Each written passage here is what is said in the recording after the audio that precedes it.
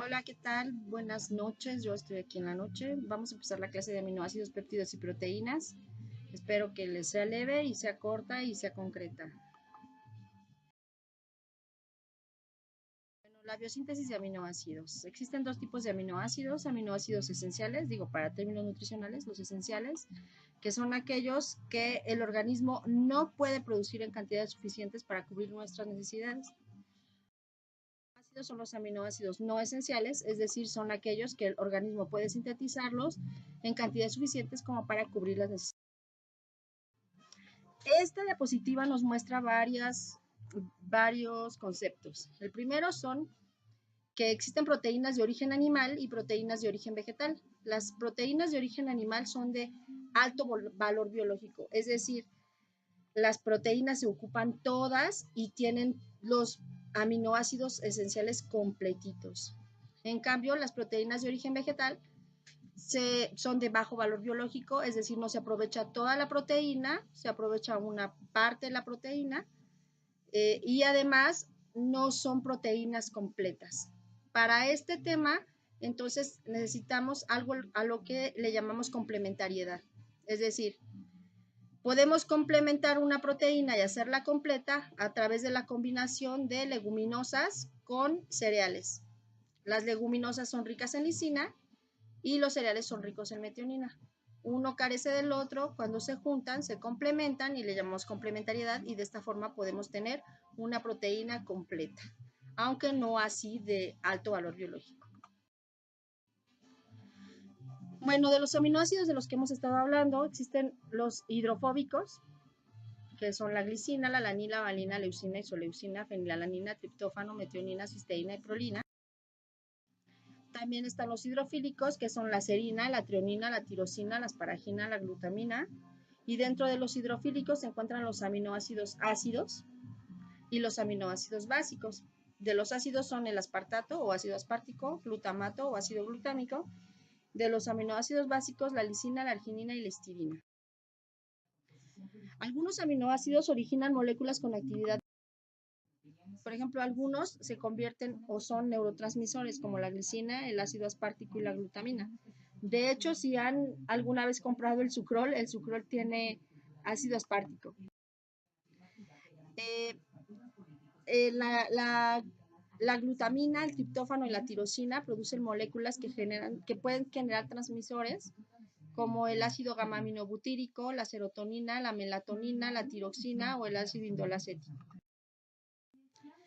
Bueno, podemos clasificar a las proteínas también de acuerdo a su estructura y la estructura determina la función de la proteína. Tenemos dos tipos de proteínas, las proteínas fibrilares o fibras, que parecen fibras, y las proteínas globulares. Aquí tenemos algunos ejemplos de proteínas, por ejemplo, fibrilares como el colágeno, globulares como la insulina, que ustedes conocen muy bien. Dentro de las estructuras tenemos la estructura primaria, la secundaria, la terciaria y la cuaternaria. La estructura primaria es una secuencia de aminoácidos, es decir, aminoácidos agarrados de la mano, uno tras otro. La secundaria, es decir, esta cadena de aminoácidos se puede plegar y puede formar dos tipos de arreglos a los que les llamamos alfa hélice o hélice alfa y lámina beta plegada. La estructura terciaria es la forma tridimensional global, son varias estructuras secundarias enredadas sobre sí. La cuaternaria es la unión de dos o más polipéptidos o dos o más estructuras terciarias o secundarias o hasta primarias unidas. Aquí podemos ver el ejemplo de las estructuras secundarias. Las estructuras secundarias son, por ejemplo, la que le hablaba de hélices alfa, y aquí podemos ver los giros en esta caricaturización. Y esta es una estructura también secundaria, pero este es el plegamiento beta. Entonces se plega como si fuera una sábana a la que la empujas, así más o menos. Esta es la estructura terciaria, podemos ver que es mucho más compleja y son varias estructuras secundarias enredadas sobre sí. Y esta es la cuaternaria, que puede tener varias estructuras terciarias complementadas con estructuras secundarias. Como ejemplo tenemos aquí a la hemoglobina y a la oxihemoglobina. Cuando hablamos de la desnaturalización de las proteínas, hablamos de la pérdida de la estructura y por lo tanto pérdida de la función. ¿Cuándo se puede desnaturalizar una proteína? Cuando hay cambios de la temperatura, por ejemplo, cuando cocemos un huevo, se desnaturaliza la proteína. cuando hay variaciones de pH, ya sean muy alcalinas o muy ácidas, con fuerzas iónicas, o la mayoría de las proteínas, ya una vez que se pierden las condiciones adversas, se renaturaliza. Pero en las proteínas globulares, que son muchísimas de las que ocupamos nosotros o que tenemos en el cuerpo, pues ya no se vuelven a naturalizar. Podemos ver aquí las proteínas globulares contra las fibrosas. De las globulares tenemos a las prolaminas, las gluteninas, las albúminas, las hormonas, las enzimas. De aquí tenemos varios ejemplos de ellas. De las fibrosas, los colágenos, las queratinas, las elastinas, las fibroínas y también sus ejemplos. Las propiedades de las proteínas. Una de ellas es la especificidad. Es decir, su función está determinada de acuerdo a su estructura y a su conformación espacial. Un cambio de estructura genera una pérdida de la función. Cada individuo, cada organismo posee diferentes proteínas y también de proteínas específicas. De hecho, a partir de las proteínas es lo que podemos observar cuando hacemos un trasplante de órganos, si se rechaza o se acepta. Y, por ejemplo, las semejanzas entre proteínas pueden llegar a ser un grado de parentesco entre individuos. Otra clasificación de las proteínas son las holoproteínas o las heteroproteínas. Las holoproteínas están formadas únicamente por aminoácidos, única y exclusivamente por aminoácidos. Las heteroproteínas están formadas por una fracción proteica y un grupo al que le llamamos grupo prostético. Este grupo prostético puede ser un carbohidrato o hidrato de carbono, un lípido o grasa, un ácido nucleico o un metal. Si es un hidrato de carbono, le llamamos glucoproteínas. Si es un lípido o grasa, le llamamos lipoproteínas. Y si es un ácido nucleico, nucleoproteínas. Por último, si es un metal, cromoproteínas. Y aquí tenemos ejemplos de estas. Las funciones de las proteínas. Una función es la reserva de aminoácidos. Y aquí tenemos ejemplos: la ovoalbúmina de la clara de huevo, la gliadina, la lactoalbúmina y la transferrina. Y bueno, nuestros propios músculos también son una reserva de proteínas, bueno, de aminoácidos. También tienen función estructural como las glicoproteínas, las histonas, el colágeno, la elastina, la queratina. Nuestros músculos, nuestro cuerpo, también tiene una función enzimática y esta es súper numerosa y podemos observar que el complejo enzima-sustrato pues son proteínas. También las hormonas son proteínas. Aquí glucagón va sin acento, porque si no dice glucagón y así no es. Hormona del crecimiento, calcitonina, piensen en alguna hormona.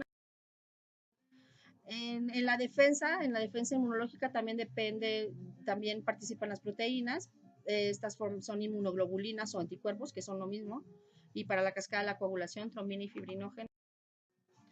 Transportadoras también pueden transportar gases, pueden transportar metales, pueden transportar electrones, como estos ejemplos que tenemos aquí. La degradación de los aminoácidos se lleva en dos partes. Una parte es la parte nitrogenada de nuestra proteína y la parte del esqueleto, bueno, de nuestro aminoácido, perdón, y la parte del esqueleto de carbono del aminoácido. Entonces, acuérdense que la forma más elemental de las proteínas, y como nosotros las aprovechamos, es en forma de aminoácidos, y su degradación o su destrucción se lleva a cabo de esta forma. La parte nitrogenada se hace por un lado y la parte del esqueleto de carbono se hace por otro. La parte nitrogenada, lo que va a suceder es que a través de la participación del CO2, esta parte nitrogenada o grupo amino se va a convertir en citrulina, y esta citrulina va a entrar al ciclo de la urea, y nosotros vamos a eliminar el nitrógeno, porque el nitrógeno es tóxico para nosotros, a través de una forma del nitrógeno que se llama urea. Entonces, la parte nitrogenada de los aminoácidos entra al ciclo de la urea para ser desechada. Y la parte del esqueleto de carbono va a entrar a un ciclo que yo sé que les súper encanta, que se llama ciclo de los ácidos tricarboxílicos, o ciclo del ácido cítrico, o ciclo de Krebs. Y a partir de que este esqueleto de carbonos entra al ciclo de Krebs, pues nos dará energía. Como les mencionaba, bueno, pues los vertebrados tenemos una forma de deshacernos del nitrógeno, ¿no? Y bueno, el ser humano es un vertebrado, ¿no? Y entonces podemos tener varias formas de deshacernos del nitrógeno. a través de la urea o en forma de urea, a través del ion amonio o en forma de ion amonio, en forma de creatinina o en forma de ácido úrico. Este cuadro que viene ahí es la composición de la orina humana.